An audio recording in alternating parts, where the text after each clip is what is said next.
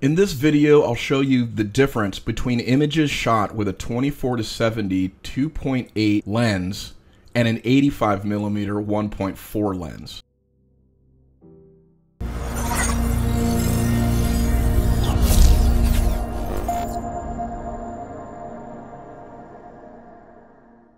Before we get started, please help me out and subscribe to my channel. It'll help me and encourage me to continue delivering high-quality content.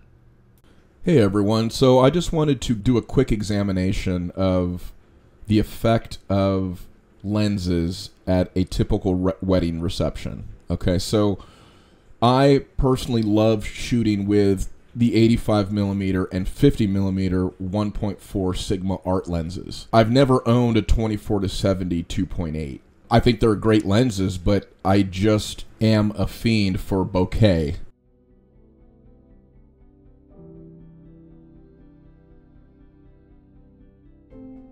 And I think it gives a more magical effect. My second shooters, on the other hand, usually have, you know, the standard kind of wedding kit, which is 70 to 200, 2.8, and then in this case 24-70 2.8. And in this case, during the reception, my second shooter and I were shooting this moment when the groom and the bride were doing their first dance. This is a 24-70 2.8.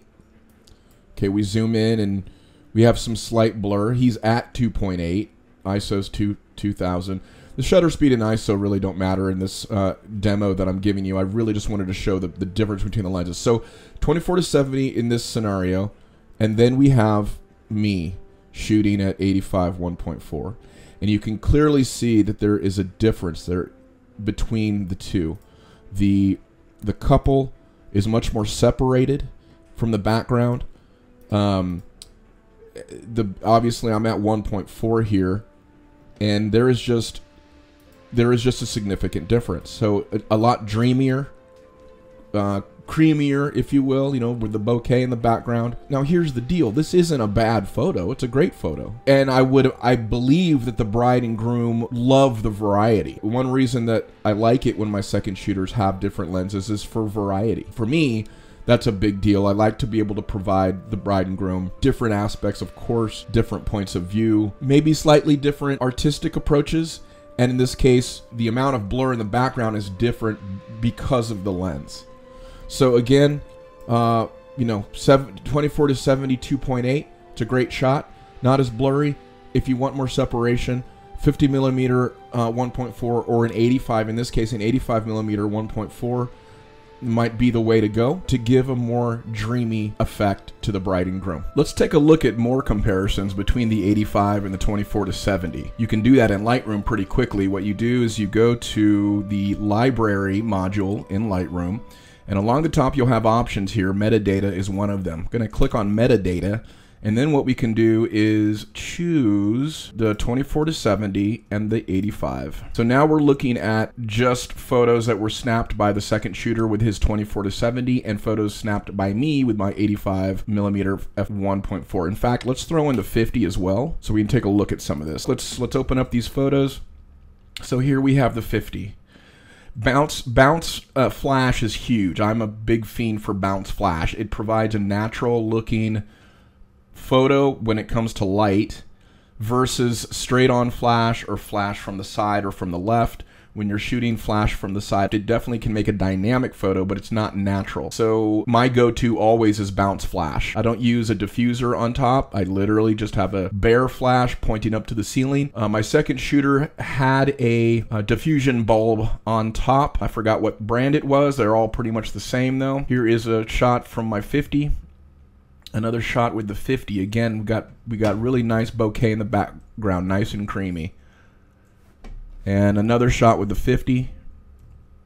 Let's take a look. I'll tell you what. Let's switch over and look at just the 24-70s.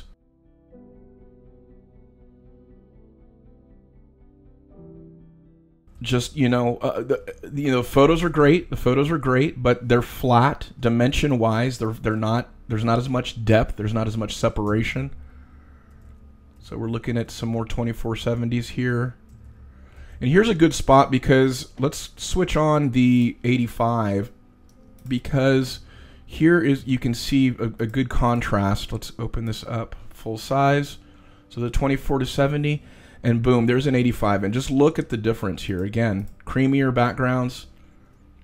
Again, this is, you know, to each his own. Just going to make a slight crop correction here while I'm looking at this. And again, the 2470, and then back to 85. Just a more cinematic look. Again, personal preference, but I personally am a bokeh fiend, and I love the look. 2470s here, just looking kind of flat. I mean, they're great captures of memories. You know, that's the bottom line. I'm merely speaking from a photography kind of artistic standpoint. More 24 to 70s here. Let's skip ahead.